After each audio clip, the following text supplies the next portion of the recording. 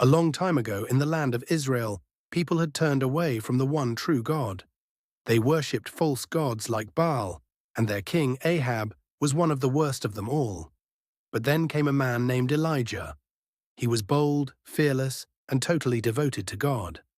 One day Elijah walked right into King Ahab's palace and said, "As surely as the Lord lives, there will be no rain in this land, not even dew, until I say so." Then, just like that, Elijah disappeared. God had sent a drought to get the people's attention, and Elijah was his messenger. While the land dried up and people suffered from the drought, God told Elijah to hide by a stream called Cherith. And guess what? God sent ravens to bring Elijah food every morning and evening. Bread and meat, delivered by birds. That's God's DoorDash. But after a while, the stream dried up, so God sent Elijah to a town called Zarephath, where a poor widow would help him.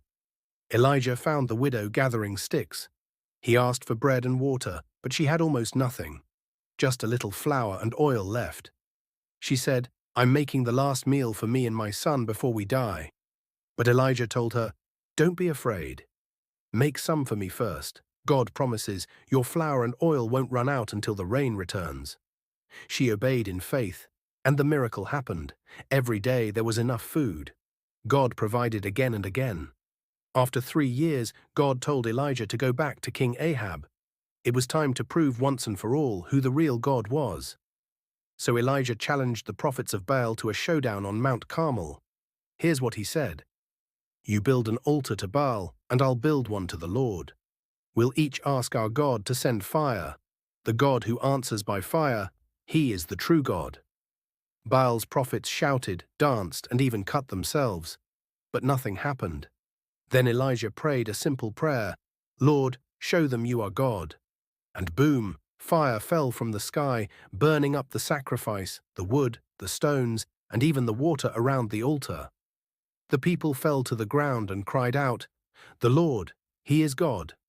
Right after that, Elijah told Ahab to prepare. Rain was coming. He climbed to the top of the mountain and prayed.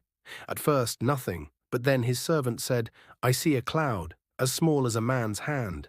And soon, the skies opened and rain poured down over the dry land. God had ended the drought, but even after this great victory, Elijah was afraid when Queen Jezebel threatened to kill him. He ran into the wilderness, sat under a tree, and said, "Lord, I've had enough. Take my life." But God didn't yell at Elijah. He sent an angel to give him food and rest. Then he spoke to Elijah, not in an earthquake or fire, but in a gentle whisper. Sometimes God speaks the loudest. When we're the quietest, Elijah kept following God until the end, and when his time came, God didn't let him die. Instead, a chariot of fire and horses of fire appeared, and Elijah was taken to heaven in a whirlwind, while his friend and student Elisha watched in awe. Elijah's spirit lived on, and Elisha continued the work.